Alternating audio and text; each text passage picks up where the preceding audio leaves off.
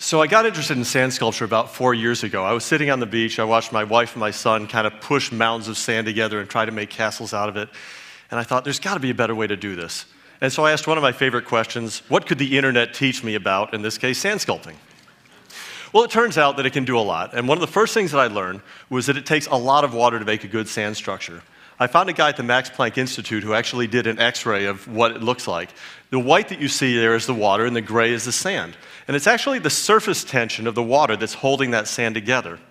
Now, the other thing that you can tell from that structure, from that picture, is that everywhere that the water is not connecting those grains of sand is a place where it can fall apart. So it's important to have it mixed well. So the easiest way to do this when you're doing it by hand is to actually pull the sand up from underneath the water, either in a hole or in a bucket. And what you have is sort of a mud pie. And the way that you make towers and things is that you're stacking these mud pies one on top of another. It's wet for just a second, and then all the excess water runs down through the base of the tower. Once you've built the raw thing, you can actually carve it into towers, or you can make a couple of them and sort of lean them together to build arches out of it. Now, a related thing is when you can make bricks out of it, what you take is the wet sand and you hold your hands on either side of it for the second while it solidifies, and then you start stacking these bricks. Here you see where I've made 2 walls out of these bricks and then carved them into the wings of an eagle. By the way, the techniques that I'm using and all the tools that I'm using came from this website, sandyfeet.com, which is what I found that first night. It's run by a master sculptor out in Texas. Now, when I started, I was working on architectural things, castles and towers, coliseums and things like that. But then I found it more interesting to try and look at doing things like people and other kinds of structures. I did something for Thanksgiving. I did something for the 4th of July, Father's Day. Lately, what I've been working on is to try to figure out ways to integrate other objects into the sand.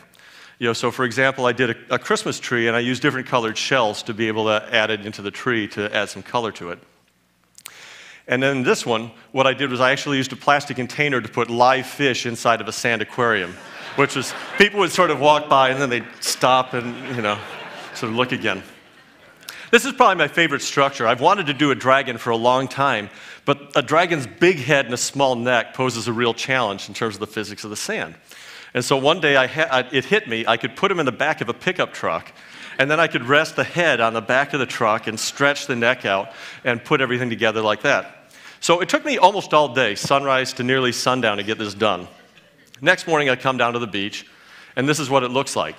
And may I point out, it did not die of natural causes, right?